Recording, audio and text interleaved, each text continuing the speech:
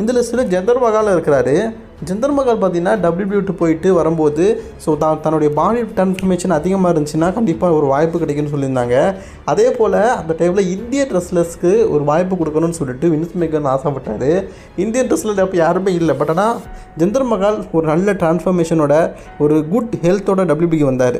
அவருக்கு WWE சாம்பியன்ஷிப்பான வாய்ப்பெல்லாம் கொடுத்தாரு. ஜிந்தர் மஹாலை நீங்கள் பார்க்கும்போது இப்படி தான் இருப்பார். அவர் உடம்புல எதுவுமே இருக்காது, பார்க்கறதுக்கு ரொம்ப ஒல்லியாக இருப்பார். பட் ஆனால் ரிட்டர்ன் வரும்போது தன்னுடைய உடம்பை பார்த்திங்கன்னா பயங்கரமாக டிரான்ஸ்ஃபர்மேஷன் பண்ணியிருப்பார். அவருடைய பாடி டிரான்ஸ்ஃபர்மேஷன் அவருக்கு ஒரு நல்ல வாய்ப்பை கொடுத்தது. பட் ஆனால் இது எல்லாமே 1 இயரில் நடந்திருக்கும், ஒரே வருஷத்தில் நடந்திருக்கும். 2014 ரிலீஸ் ஆகி 2016 பார்த்திங்கன்னா இந்தளவுக்கு டிரான்ஸ்ஃபர்மேஷன் பண்ணியிருப்பார்.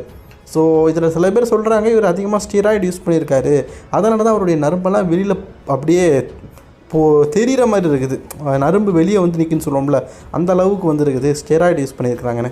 பட் ஆனால் ஜிந்தர் மஹால் ஸ்டீராய்டு யூஸ் பண்ணி தான் உடம்பை ஃபேக்காக ஏற்றிருக்காருன்னு சொல்லிட்டு எந்த விதமான ஆதாரமும் இல்லை. இதுக்கு ஜிந்தர் மஹால் சொன்ன பதில்னு கேட்டிங்கன்னா, தினமும் ப்ரோட்டீனான ஐட்டம் சாப்பிட்டு நல்லா எக்ஸசைஸ் பண்ணுவேன், என்னுடைய உடம்பை இந்த மாதிரி ஏற்றிக்கிட்டேன் அப்படின்னு சொல்லியிருக்கிறாரு. ஜிந்தர் மஹால் இதுவரைக்கும் சீட்டிங் பண்ணி தான் அவருடைய உடம்பை ஏற்றினான்னு சொல்லிட்டு எந்த விதமான ப்ரூஃபும் இல்லைங்க.